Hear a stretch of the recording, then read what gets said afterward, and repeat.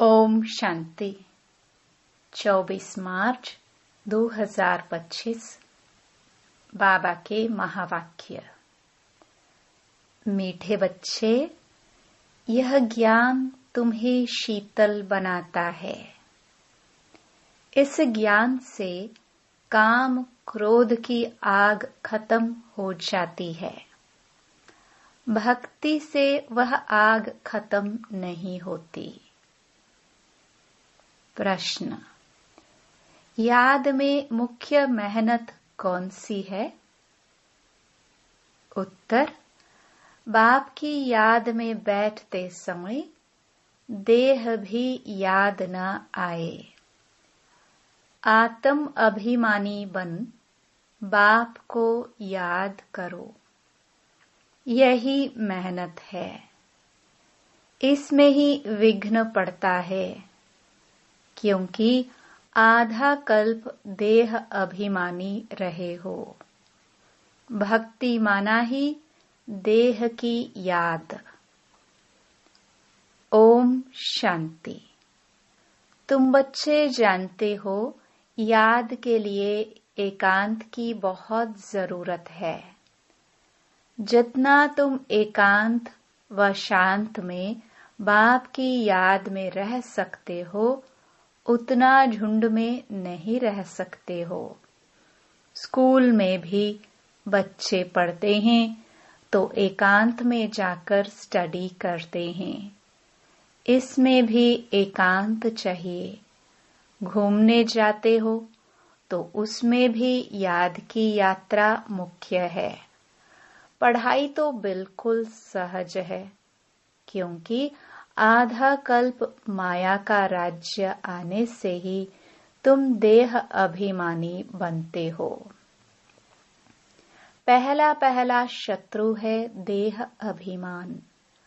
बाप को याद करने के बदले देह को याद कर लेते हैं। इसको देह का अहंकार कहा जाता है। यहाँ तुम बच्चों को कहा जाता है आत्म अभिमानी बनो।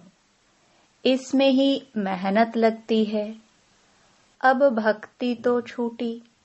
भक्ति होती ही है शरीर के साथ। तीर्थों आदि पर शरीर को ले जाना पड़ता है। दर्शन करना है, यह करना है, शरीर को जाना पड़े। यहाँ तुमको यही चिंतन करना है कि हम आत्मा हैं। हमको परमपिता परमात्मा बाप को याद करना है। बस जितना याद करेंगे तो पाप कट जाएंगे। भक्ति मार्ग में तो कभी पाप कटते नहीं हैं। कोई बूढ़े आदि होते हैं तो अंदर में यह वहम होता है, हम भक्ति नहीं करेंगे तो नुकसान होगा, नास्तिक बन जाएंगे। भक्ति की जैसे आग लगी हुई है और ज्ञान में है शीतलता। इसमें काम क्रोध की आग खत्म हो जाती है। भक्ति मार्ग में मनुष्य कितनी भावना रखते हैं, मेहनत करते हैं। समझो बद्रीनाथ पर गए, मूर्ति का साक्षात्कार हुआ, फिर क्या? झट भावना बन जाती है। फिर बद्रीनाथ के सिवाय और कोई की याद बुद्धि में नहीं रहती। आगे तो पैदल जाते थे। बाप कहते हैं, मैं अल्पकाल के लिए मनोकामना पूरी कर देता हूँ, साक्षात्कार कराता हूँ। बाकी मैं इनसे मिलता नहीं हूँ। मेरे बिगर वर्षा थोड़े ही मिलेगा। वर्षा तो तुमको मेरे से ही मिलना है ना। यह तो सभी देहधारी हैं। वर्षा एक ही बाप रचता से मिलता है। बाकी जो भी है जड़ अथवा चैतन्य, वह सारी है रचना। रचना से कभी वर्षा मिल न सके। पतित पावन एक ही बाप है। कुमारियों को तो संग दोष से बहुत बचना है। बाप कहते हैं, इस पतित पने से तुम आदि मध्य अंत दुख पाते हो। अभी सब हैं पतित, तुम्हें अभी पावन बनना है। निराकार बाप ही आकर तुमको पढ़ाते हैं। ऐसे कभी नहीं समझो कि ब्रह्मा पढ़ाते हैं। सबकी बुद्धि शिव बाबा तरफ रहनी चाहिए। शिव बाबा इन द्वारा पढ़ाते हैं। तुम दादियों को भी पढ़ाने वाला शिव बाबा है। उनकी क्या खातिरी करेंगे? तुम शिव बाबा के लिए अंगूर आम ले आते हो। शिव बाबा कहते हैं, मैं तो अभोक्ता हूँ, तुम बच्चों के लिए ही सब कुछ है। भक्तों ने भोग लगाया और बांट कर खाया, मैं थोड़े ही खाता हूँ। बाप कहते हैं, मैं तो आता ही हूँ तुम बच्चों को पढ़ाकर पावन बनाने। पावन बनकर तुम इतना ऊंच पद पाएंगे। मेरा धंधा यह है। कहते ही हैं, शिव भगवानुवाच। ब्रह्मा भगवानुवाच तो कहते नहीं हैं, ब्रह्मावाच भी नहीं कहते हैं। भल यह भी मुरली चलाते हैं, परंतु हमेशा समझो शिव बाबा चलाते हैं। किसी बच्चे को अच्छा तीर लगाना होगा तो खुद प्रवेश कर लेंगे। ज्ञान का तीर तीखा गाया जाता है ना। साइंस में भी कितना पावर है। बॉम्ब्स आदि का कितना धमाका होता है। तुम कितनी साइलेंस में रहते हो। साइंस पर साइलेंस विजय पाती है। तुम इस सृष्टि को पावन बनाते हो। पहले तो अपने को पावन बनाना है। ड्रामानुसार पावन भी बनना ही है, इसलिए विनाश भी नूंधा हुआ है। ड्रामा को समझकर बहुत हर्षित रहना चाहिए। अभी हमको जाना है शांति धाम। बाप कहते हैं, वह तुम्हारा घर है।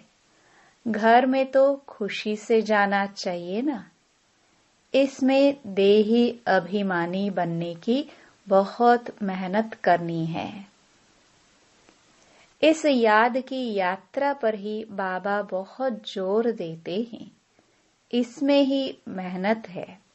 बाप पूछते हैं, चलते फिरते याद करना सहज है या एक जगह बैठकर याद करना सहज है? भक्ति मार्ग में भी कितनी माला फेरते हैं, राम राम जपते रहते हैं, फायदा तो कुछ भी नहीं। बाप तो तुम बच्चों को बिल्कुल सहज युक्ति बतलाते हैं। भोजन बनाओ, कुछ भी करो, बाप को याद करो। भक्ति मार्ग में श्रीनाथ द्वारे में भोग बनाते हैं, मुंह को पट्टी बांध देते हैं, जरा भी आवाज न हो। वह है भक्ति मार्ग। तुमको तो बाप को याद करना है। वो लोग इतना भोग लगाते हैं, फिर वह कोई खाते थोड़े ही है। पंडे लोगों के कुटुंब होते हैं, वह खाते हैं। तुम यहाँ जानते हो, हमको शिव बाबा पढ़ाते हैं। भविष्य में थोड़े यह समझते हैं कि हमको शिव बाबा पढ़ाते हैं। भल शिव पुराण बनाया है, परंतु उनमें शिव पार्वती, शिव शंकर सब मिला दिया है। वह पढ़ने से कोई फायदा नहीं होता है। हरेक को अपना शास्त्र पढ़ना चाहिए। भारतवासियों की है एक गीता, क्रिश्चियन का बाइबल एक होता है। देवी देवता धर्म का शास्त्र है गीता, उसमें ही नॉलेज है। नॉलेज ही पढ़ी जाती है। तुमको तो नॉलेज पढ़नी है। लड़ाई आदि की बातें जिन किताबों में है, उससे तुम्हारा कोई काम ही नहीं है। हम हैं योग बल वाले, फिर बाहुबल वालों की कहानियां क्यों सुने? तुम्हारी वास्तव में लड़ाई है नहीं। तुम योग बल से 5 विकारों पर जीत पाते हो। तुम्हारी लड़ाई है 5 विकारों से। वह तो मनुष्य मनुष्य से लड़ाई करते हैं। तुम अपने विकारों से लड़ाई लड़ते हो। यह बातें सन्यासी आदि समझा न सके। तुमको कोई ड्रिल आदि भी नहीं सिखलाई जाती है। तुम्हारी ड्रिल है ही एक। तुम्हारा है ही योग बल। याद के बल से 5 विकारों पर जीत पाते हो। यह 5 विकार दुश्मन हैं। उनमें भी नंबर 1 है देह अभिमान। बाप कहते हैं, तुम तो आत्मा हो ना। तुम आत्मा आती हो, आकर गर्भ में प्रवेश करते हो। मैं तो इस शरीर में विराजमान हुआ हूँ। मैं कोई गर्भ में तोड़े ही जाता हूँ। सतयुग में तुम गर्भ महल में रहते हो, फिर रावण राज्य में गर्भ जेल में जाते हो। मैं तो प्रवेश करता हूँ। इसको दिव्य जन्म कहा जाता है। ड्रामानुसार मुझे इसमें आना पड़ता है। इनका नाम ब्रह्मा रखता हूँ, क्योंकि मेरा बना है ना। एडॉप्ट होते हैं तो नाम कितने अच्छे अच्छे रखते हैं। तुम्हारे भी बहुत अच्छे अच्छे नाम रखे। लिस्ट बड़ी वंडरफुल आई थी संदेशी द्वारा। बाबा को सब नाम थोड़े ही याद हैं। नाम से तो कोई काम नहीं। शरीर पर नाम रखा जाता है ना। अब तो बाप कहते हैं, अपने को आत्मा समझो, बाप को याद करो। बस तुम जानते हो, हम पूज्य देवता बनते हैं, फिर राज्य करेंगे, फिर भक्ति मार्ग में हमारे ही चित्र बनाएंगे। देवियों के बहुत चित्र बनाते हैं। आत्माओं की भी पूजा होती है। मिट्टी के सालिग्राम बनाते हैं, फिर रात को तोड़ डालते हैं। देवियों को भी सजाकर पूजा कर फिर समुद्र में डाल देते हैं। बाप कहते हैं, मेरा भी रूप बनाकर खिला पिलाकर फिर मुझे कह देते, ठिक्कर भित्तर में है। सबसे दुर्दशा तो मेरी करते हैं। तुम कितने गरीब बन गए हो। गरीब ही फिर ऊंच पद पाते हैं। साहूकार मुश्किल उठाते हैं। बाबा भी साहूकारों से इतना लेकर क्या करेंगे। यहाँ तो बच्चों के बूंद बूंद से यह मकान आदि बनते हैं। कहते हैं, बाबा हमारी एक ईंट लगा दो। समझते हैं रिटर्न में हमको सोने चांदी के महल मिलेंगे। वहां तो सोना ढेर रहता है। सोने की ईंटें होंगी, तब तो मकान बनेंगे। तो बाप बहुत प्यार से कहते हैं, मीठे मीठे बच्चों, अब मुझे याद करो। अब नाटक पूरा होता है। बाप गरीब बच्चों को साहूकार बनने की युक्ति बताते हैं। मीठे बच्चे, तुम्हारे पास जो कुछ भी है ट्रांसफर कर दो। यहाँ तो कुछ भी रहना नहीं है। यहाँ जो ट्रांसफर करेंगे वह नई दुनिया में तुमको 100 गुना होकर मिलेगा। बाबा कुछ मांगते नहीं हैं, वह तो दाता है। यह युक्ति बताई जाती है। यहाँ तो सब मिट्टी में मिल जाना है। कुछ ट्रांसफर कर देंगे तो तुमको नई दुनिया में मिलेगा। इस पुरानी दुनिया के विनाश का समय है। यह कुछ भी काम में नहीं आएगा। इसलिए बाबा कहते हैं, घर घर में यूनिवर्सिटी कम हॉस्पिटल खोलो, जिससे हेल्थ और वेल्थ मिलेगी। यही मुख्य है। अच्छा, मीठे मीठे सिखिलदे बच्चों प्रति माता पिता बाप दादा का याद प्यार और गुड मॉर्निंग। रूहानी बाप की रूहानी बच्चों को नमस्ते। रात्रि क्लास 12 मार्च 1968। इस समय तुम गरीब साधारण माताएं पुरुषार्थ करके ऊंच पद पा लेती हो। यज्ञ में मदद आदि भी माताएं बहुत करती हैं। पुरुष बहुत थोड़े हैं जो मददगार बनते हैं। माताओं को वारिसपने का नशा नहीं रहता। वह बीज बोती रहती, अपना जीवन बनाती रहती।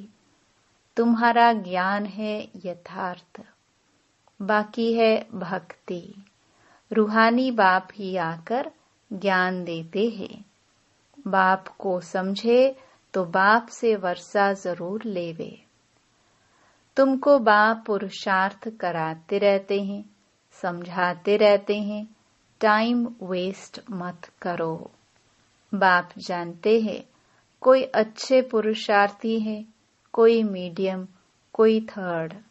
बाबा से पूछे तो बाबा झट बता दे, तुम फर्स्ट हो या सेकंड हो या थर्ड हो। किसको ज्ञान नहीं देते हो तो थर्ड क्लास ठहरे। सबूत नहीं देते तो बाप जरूर कहेंगे ना। भगवान आकर जो ज्ञान सिखलाते हैं वो फिर प्रायलोप हो जाता है। यह किसको भी पता नहीं है। ड्रामा के प्लान अनुसार यह भक्ति मार्ग है। इनसे कोई मुझे प्राप्त नहीं कर सकता।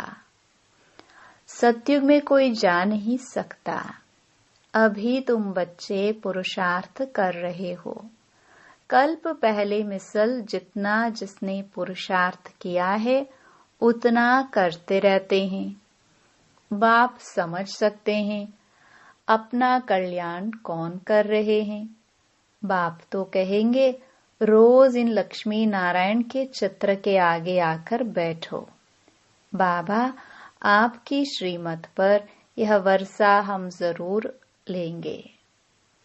आप सामान बनाने की सर्विस का शौक जरूर चाहिए। सेंटर्स वालों को भी लिखता हूँ, इतने वर्ष पढ़े हो, किसको पढ़ा नहीं सकते हो तो बाकी पढ़े क्या हो। बच्चों की उन्नति तो करनी चाहिए ना। बुद्धि में सारा दिन सर्विस के ख्याल चलने चाहिए। तुम वानप्रस्थी हो ना। वानप्रस्थियों के भी आश्रम होते हैं। वानप्रस्थियों के पास जाना चाहिए। मरने के पहले लक्ष्य तो बता दो। वाणी से परे तुम्हारी आत्मा जाएगी कैसे। पतित आत्मा तो जा ना सके। भगवानुवाच मामेकम याद करो तो तुम वानप्रस्थ में चले जाएंगे। बनारस में भी सर्विस ढेर है। बहुत साधु लोग काशीवास के लिए वहां रहते हैं। सारा दिन कहते रहते हैं शिव काशी विश्वनाथ गंगा। तुम्हारे अंदर में सदैव खुशी की ताली बजती रहनी चाहिए। स्टूडेंट हो ना, सर्विस भी करते हैं, पढ़ते भी हैं। बाप को याद करना है, वर्षा लेना है। हम अब शिव बाबा के पास आते हैं। यह मन मनाभव है, परंतु बहुतों को याद रहती नहीं है। सारी झरमुई झगमुई करते रहते हैं। मूल बात है याद की। याद ही खुशी में लाएगी। सभी चाहते तो है कि विश्व में शांति हो। बाबा भी कहते हैं, उन्हें समझाओ कि विश्व में शांति अब स्थापन हो रही है।